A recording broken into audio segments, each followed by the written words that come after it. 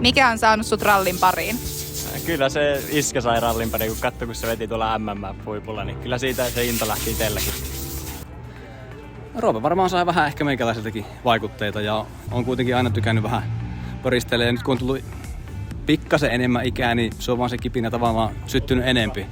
Ja oppinut siinä matkan varrella kuitenkin rallistakin ja jotenkin se on niinku sitä vaan ruokkinut sitä se innostusta ja mielenkiintoa. Ja kuitenkin tää on ollut tämmöistä aika rentoa perheen kanssa touhuamista vielä. Mistä sun oma kipinä aikoinaan lähti? Varmaan vähän samanlaiset taustat omankin kipinän kanssa, että isä aikoinaan ajeli jonkin verran rallia ja sitten meillä oltiin pienestä kylästä, niin meillä oli aina kuitenkin siinä joku auto millä ajella ja talon järven rannalla, niin meillä oli aina oma jäärata, niin sieltä se on vaan lähtenyt jo ihan pikkupojasta asti. Nähdäänkö me sut Imatran lisäksi myös Porvoolla? Kyllä mä uskon, että siellä nähdään. Kyllä, me ollaan sinnekin tulossa, että se on, taitaa olla itse asiassa, tai onko se viimeinen SM-ralli, niin toivotaan, että ollaan sielläkin paikalla.